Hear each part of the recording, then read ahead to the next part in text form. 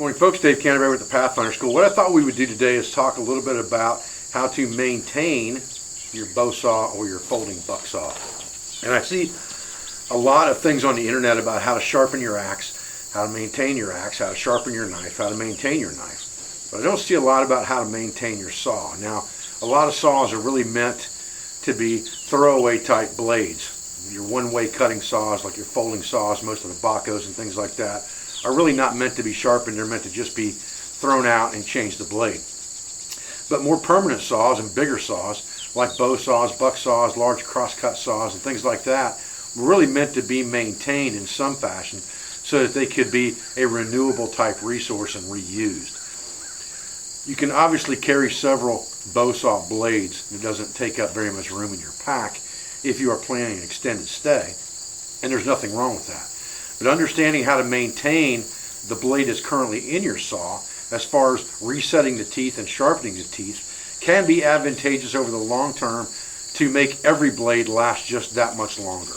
And if you get stuck in a situation where you only have one blade or you're down to one blade, understanding that becomes even that much more important. So what I want to discuss with you today is the simple tools that it takes to maintain the blade. We've talked about setting a kerf on a bow saw blade with just a nail in the back of your axe. And that is a very simplistic way to do it. And you can do that in the field, no problem. But you're not going to get an exact set with that. And the more exact your set is, the easier it's going to cut. The more over-exaggerated your set becomes, or if you overset your saw, it will become much more difficult to use, which expends more calories over the long term. So we want our saw to be in the best possible shape it can be, just like our knife, just like our axe. Stay with me, we'll get started. So I have a couple of examples here of different types of bow saws. This one here is a small 12-inch Baco bow saw. The advantage to a 12-inch saw is that it's light, it's portable, it's small, and you can get lots of different blades for this size saw very readily from local resources like hacksaw blades, bone cutting blades, regular cross cutting blades, and then the heavier green pruning blades like you see on the saws now. And we'll talk about blade types in a minute.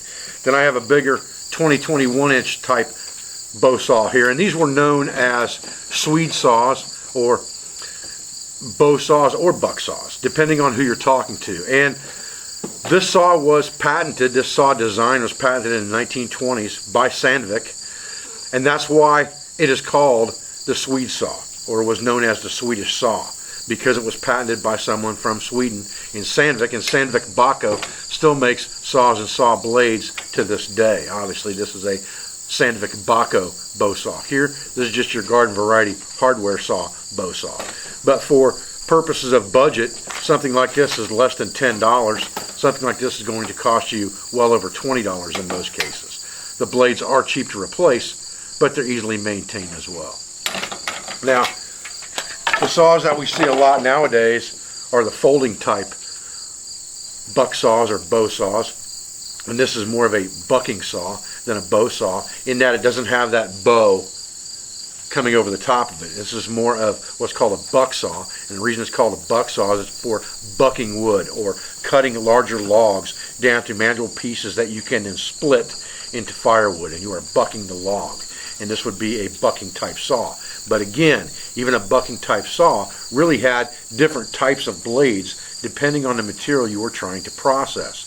Most of the saws that we see on the market today, and most of the blades we see on the market today for this type saw, are for green wood. They're a very aggressive blade that was made for green wood. They're not a cross-cutting blade made for hard, dry season woods that you see on the hand saws of the old days and the hand saws of today that have very small cutting teeth on them and don't have the rakers. This has very large teeth and large rakers, and we'll talk about the anatomy of these blades here in a minute. But this would be the buck saw that we're used to seeing, a takedown type buck saw. This was made by one of my instructors out here at the Pathfinder School during the pioneering class. And this design differs a little bit in that it has two cross pieces here that are crossing over to give it more stabilization than just having one straight across. It's a very stable design.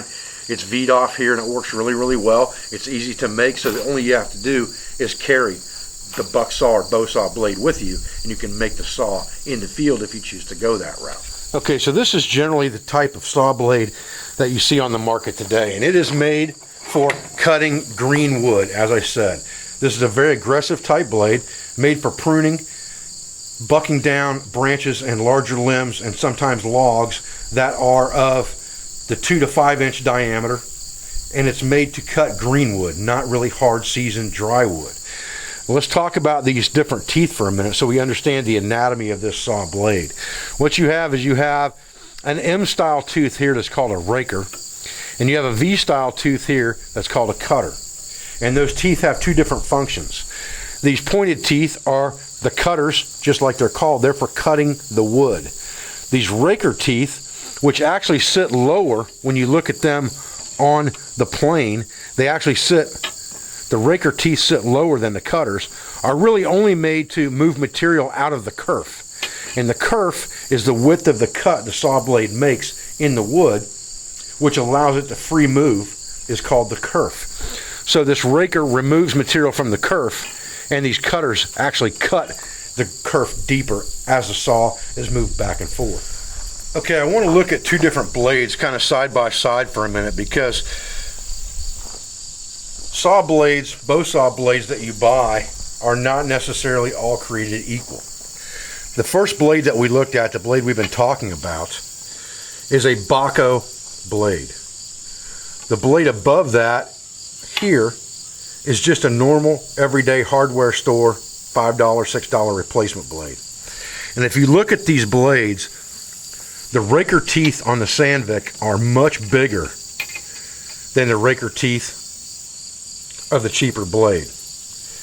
At the same time, the gullet area, which is this area going into the raker, which is almost like a mouth, because this is what's capturing material and dragging it out of the kerf, is much more exaggerated on the Baco than it is on the opposing bargain basement replacement type blade. So there's a big difference in these blades. You can see that the aggressiveness of the blade is about the same as far as the cutting tooth size goes, but as far as efficiency of the blade goes, when you put them side by side, this larger raker with larger gullet area is going to be much more efficient. And if you look at the teeth themselves, the cutting teeth themselves are bigger and wider on the Sandvik blade. Even when they're stacked right on top of each other, they're larger and wider than the opposing bargain basement type blade is. And that makes a big difference too when you go to resharpen the blade or when you go to reset the teeth. Okay, so I've got a saw here that is fairly worn out. This saw blade is really worn out. The teeth, you can't even hardly feel the offset of the kerf in these teeth when you run your hand across it. Let's see what this cuts like on just a normal piece of 2-inch poplar.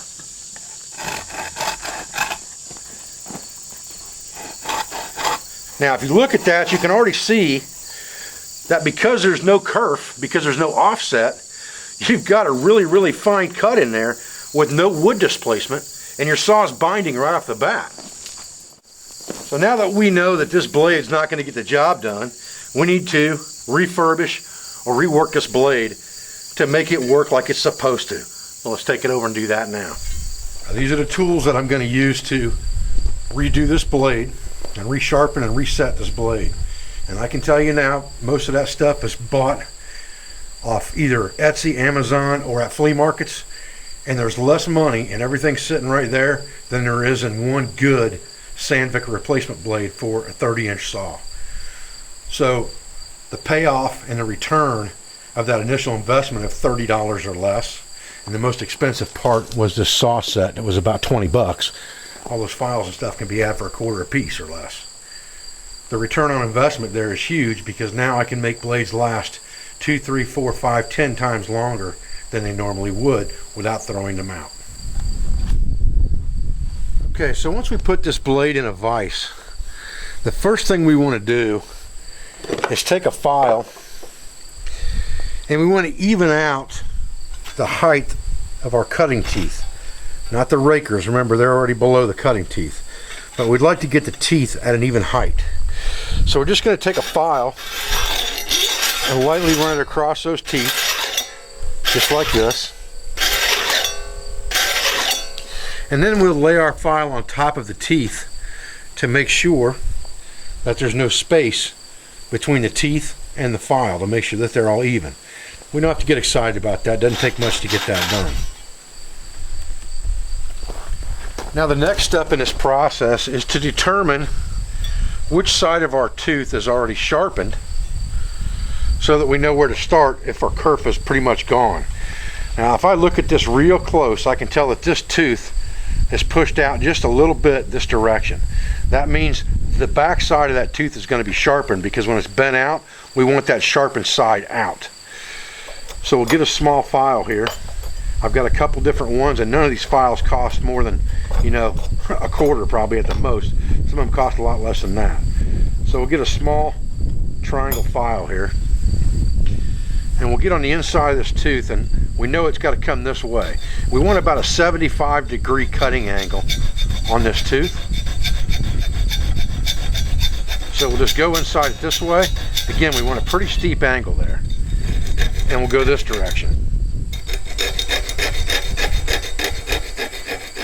This is part of the reason that I don't set my kerf until after I'm done sharpening, because I'm going to be pushing those teeth around. Now this tooth is going to get sharpened to the outside. So this side of this tooth will be sharpened because it's going to be bent the other direction.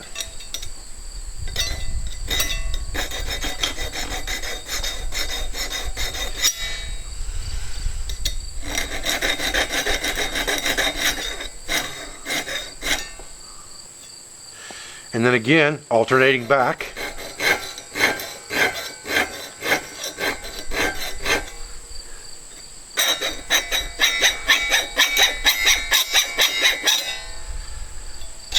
And then on this one, coming back this direction.